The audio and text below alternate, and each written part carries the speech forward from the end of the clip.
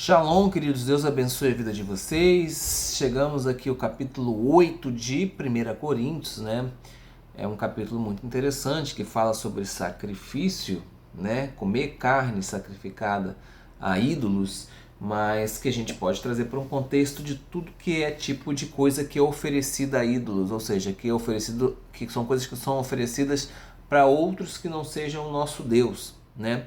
No contexto de hoje, por exemplo, alimentos que são utilizados em rituais de religiões africanas, ou então doces, por exemplo, na festa de São Cosme e Damião, essas coisas nós podemos talvez interpretar como dentro deste contexto aqui. Mas o mais interessante é que, na verdade, o assunto base do que vai ser tratado a partir do capítulo 8 de Coríntios, chegando até o comecinho do capítulo 11, nada mais, nada menos é a respeito de conhecimento, né, e liberdade, né?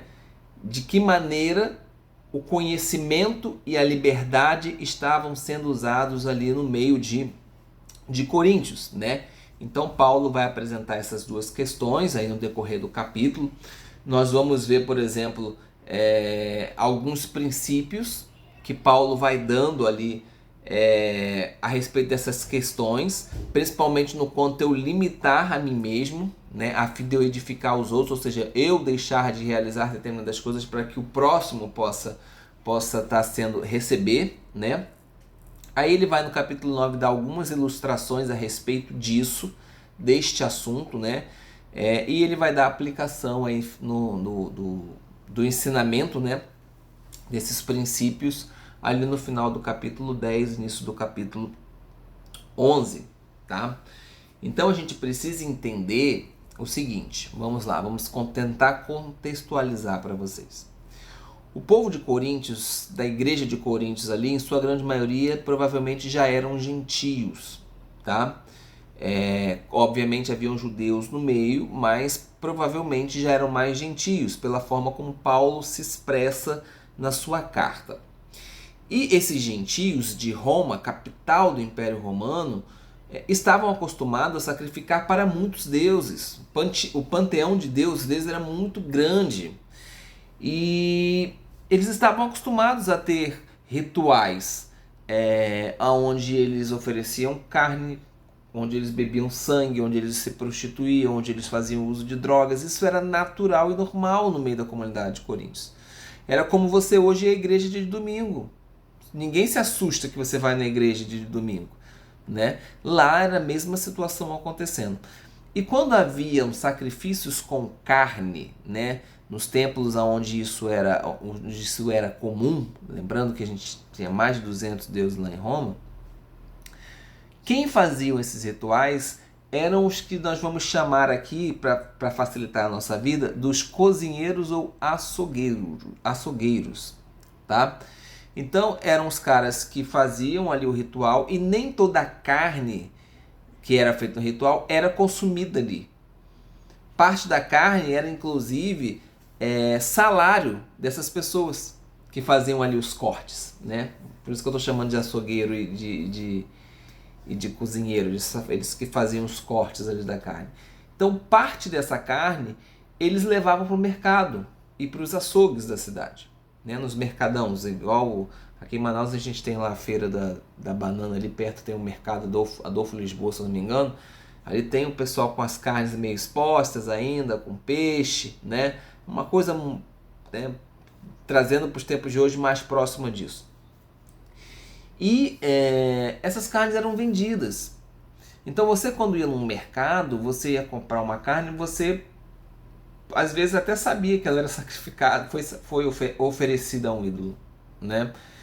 E às vezes você não sabia, tá? Estou colocando as duas hipóteses aqui acontecendo. E há um questionamento a respeito disso.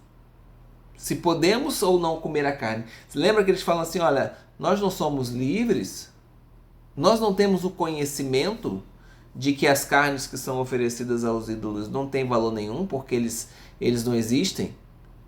Então, se eles não existem, não tem nada demais a gente estar comendo. Então, eles usam essa questão do conhecimento E a questão da liberdade, eu sou livre em Cristo. Eu posso agora, né, todas as coisas. Só que Paulo deixa bem claro que nem tudo, tu é livre para qualquer coisa. Seu livre-arbítrio está aí, mas nem tudo te convém. Nem tudo te convém. Será que o fato de você saber que aquela carne foi oferecida a um ídolo não te enche de escrúpulos? Você não fica ali de repente meio com a consciência pesada de estar comendo daquilo ali? É uma das coisas que Paulo fala. Inclusive, é chamado de fraco ali, né?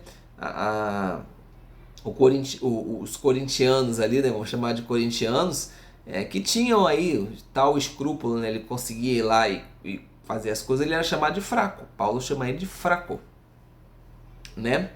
Então, Paulo está começando a tentar explicar aos coríntios que o conhecimento por conhecimento somente incha.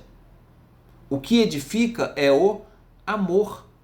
Por isso que ele vai falar que muitas das vezes, usando até o próprio exemplo dele aqui no capítulo 9, às vezes você deixa de fazer algo que seria benéfico para você, que para você não teria nada demais, mas você faz isso para que o outro não tropece. Então, o bem coletivo muitas das vezes é importante. Então, por exemplo, vou dar um exemplo para vocês. Talvez para você ir fazer uma visita num centro de candomblé não tenha nada a ver. Você vai seguro, sua fé está convicta, você vai lá, observa aquilo ali, vai embora e está tudo certo. Mas para um cara que está começando na fé e que veio do candomblé, para ele vai ser complicado. E quando ele vê você fazendo, ele fala, pô, o cara fez, por que eu não posso continuar ali e ao mesmo tempo estar servindo Jesus? Entende mais ou menos o que eu tô tentando dizer? Então, Paulo vai conversar muito a respeito disso, dando alguns exemplos no capítulo 9, né? E a gente às vezes começa a ler o capítulo 9, Paulo está falando de rocha, Paulo está falando do trabalho dele, que ele era para ele estar recebendo ali por estar cuidando do povo, igual os outros apóstolos, mas ele abre mão daquilo. Paulo fala uma série de coisas, mas se você prestar atenção, ele está ensinando para você que muitas das vezes você tem que abrir mão de algumas coisas pela consciência do próximo que está perto de você. E muitas das vezes, mesmo você sendo livre para fazer determinado tipo de coisa, você deixa de fazer por causa da consciência do seu próximo. Nós vamos falar mais sobre isso aqui à frente. Mas é interessante no versículo 6, Paulo diz que só existe um Deus, o Pai. Tá? Então, esse conhecimento ele está baseado no Antigo Testamento. Só existe um Deus. Tá? O Novo Testamento não ensina para a gente que existe mais de um Deus. O Novo Testamento ensina que existe um único Deus. E Yeshua, né? Que é o Filho. Ele é pequeno, então não. Por meio dele foram criadas todas as coisas e quem recebemos, né? E de quem recebemos o ser. Jesus não é onipotente, gente. O Pai, Deus Pai, é a fonte definitiva e o objetivo final. O capítulo 15 vai nos ensinar que o próprio Jesus vai se submeter ao Pai. Então Deus, o Pai, é um. Yeshua é o Filho do Senhor nosso Deus. Juliano, mas ele é um com Deus? Sim, eu sou um com a minha esposa. Na teoria pensamos igual, queremos o mesmo caminho, trabalhamos numa mesma direção. Tá? E diz também que só existe um Senhor. E aí esse um Senhor aí é do grego Kyrios, tá? E aí Kyrios ele não vai significar Adonai ou tetragrama, que é o nome de Deus, tá? Ele vai ter um significado no hebraico de Adon. Ou seja, é um senhor com título, né? Do qual todos devem obediência. Então, quando a gente afirma, e Paulo afirma que Yeshua, que Jesus é o Messias, significa que toda submissão e obediência que nós devemos ao Pai, nós também devemos a Jesus. Nós também devemos a Jesus.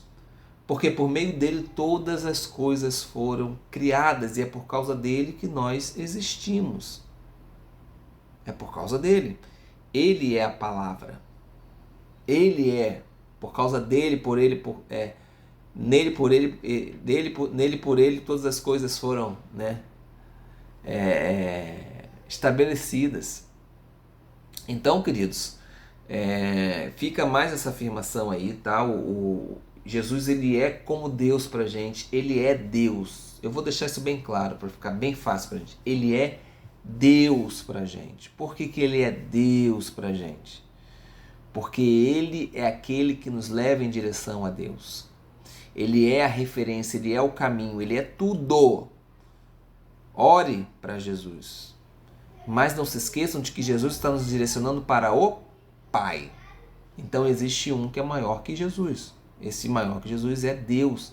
E o próprio Jesus fala disso na palavra várias vezes. Eu não estou sendo aqui cometendo nenhum tipo de blasfêmia, não, gente. Tá? Então, fica isso bem claro, né? Bom, então, Paulo fala a respeito disso, né? Ele vai falando a respeito do conhecimento, né? É interessante que no versículo 7 ele fala a respeito do conhecimento dos coríntios. A gente fica meio na dúvida se ele está sendo irônico, tá? Porque ele é meio irônico ali no versículo 4, no versículo 6, no versículo 8 também ele é meio irônico, né? Na verdade, no versículo 4, no versículo 6, no versículo 8, ele fala de um conhecimento verdadeiro, né? Enquanto no versículo 10 e 11 ele fala com um pouco mais de ironia, né? Que seria no sentido seguinte, se vocês estão tão conhecimento assim, se vocês estão falando aí que vocês têm conhecimento, esse conhecimento de vocês não está prestando muito não, que vocês estão tendo que discutir esse tipo de coisa comigo aqui, tá? Ele pode ter sido irônico. E ele fala, né, que nunca mais comerei carne, de outro modo farei meu irmão pecar. Claro, figura de linguagem, tá, Paulo? Não significa que Paulo deixou de comer carne. Ele está simplesmente dizendo que se ele tiver que parar de comer carne, sabendo que a carne é sacrificada lá pro ídolo, se ele tiver que largar de comer carne, ele vai largar de comer carne, mas não por causa dele. Ele larga a carne por causa do próximo. Se aquilo for pedra de tropeço pro próximo, ele deixa de fazer. Então, ao cristão, muitas das vezes, a gente precisa ter sabedoria. Sabedoria é o mais importante caminho que a gente pode ter. Tá? Deixa eu ver se eu esqueci alguma coisa aqui para falar para vocês.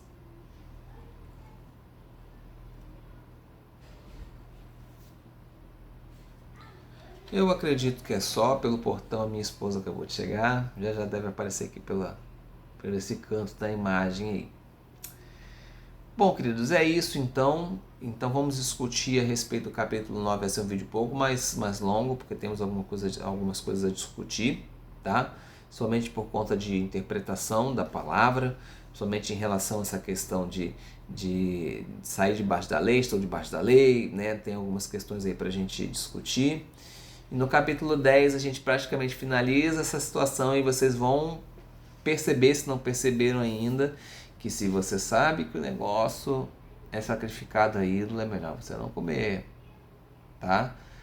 Ele vai falar lá a respeito de você não comer, tomar o mesmo cálice, né, da ceia de Deus e o mesmo cálice daquilo que é sacrificado a demônio. Mas a gente discute isso no capítulo 10.